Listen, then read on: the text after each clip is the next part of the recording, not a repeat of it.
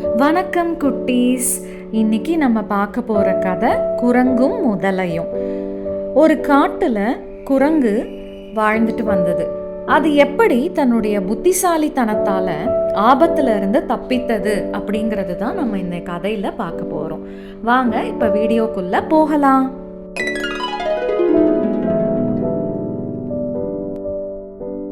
ஒரு காட்டில் ஒரு அமைதியான ஆற்றங்கரையில் பெரிய நாவல் மரம் ஒன்று இருந்தது. அந்த மரத்தில் புத்திசாலி குரங்கு ஒன்று மகிழ்ச்சியாக வாழ்ந்துட்டு வந்தது. நாவல் பழங்களை சாப்பிட்டு மரத்தில் விளையாடி எந்த கவலையும் இல்லாமல் அது சந்தோஷமாக இருந்தது.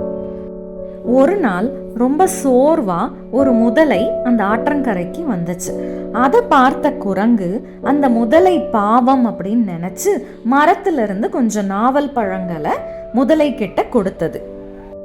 முதலை அந்த நாவல் பழங்களை சாப்பிட்டுச்சு. அடடா, இவ்வளவு இனிமையா இருக்கே அப்படின்னு சொல்லி ரொம்ப சந்தோஷப்பட்டது.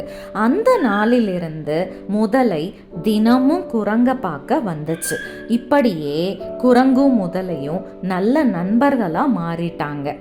நண்பர்கள் ஆகிறது நல்ல விஷயம்தானே குட்டீஸ்? ஒரு நாள் முதலை கொஞ்சம் நாவல் பழங்களை தன்னுடைய வீட்டிற்கு எடுத்துட்டு போச்சு.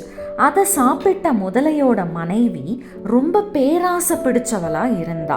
இந்த நாவல் பழங்களே இவ்வளோ இனிமைனா தினமும் இதை சாப்பிட்ற குரங்கோட இதயம் எவ்வளவு இனிமையா இருக்கும் அப்படின்னு சொல்றா. இதை கேட்ட முதலை அதிர்ச்சி அடைஞ்சது.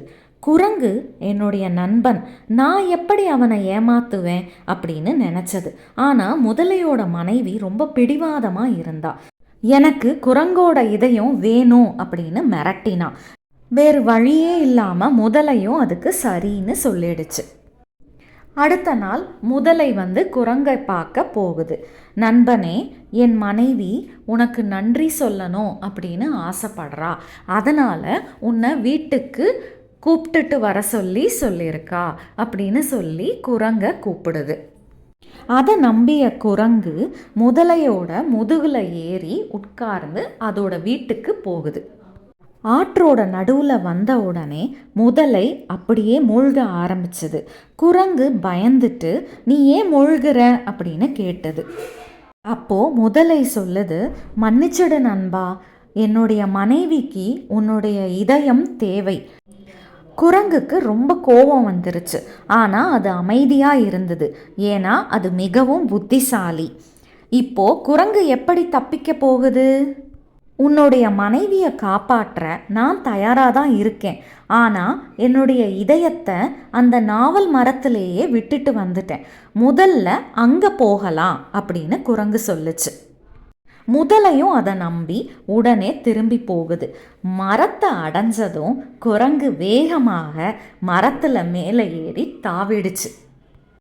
மூடன் முதலையே, யாராவது இதயத்தை உடலுக்கு வெளியே வைப்பாங்களா அப்படின்னு குரங்கு சொல்லுச்சு. நீ நண்பனாக இருந்து என்னை ஏமாற்றினாய், இனிமேல் திரும்பி வராதே. வெக்கத்தோடு முதலை அங்கிருந்து போயிடுச்சு.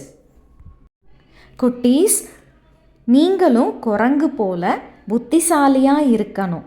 முதலை மனைவி போல பேராசையாக இருக்கக்கூடாது. இந்த கதை உங்களுக்கு பிடிச்சிருந்தா லைக் பண்ணுங்கள், கமெண்ட் பண்ணுங்கள், சப்ஸ்கிரைப் பண்ண மறக்காதீங்க. தேங்க்யூ.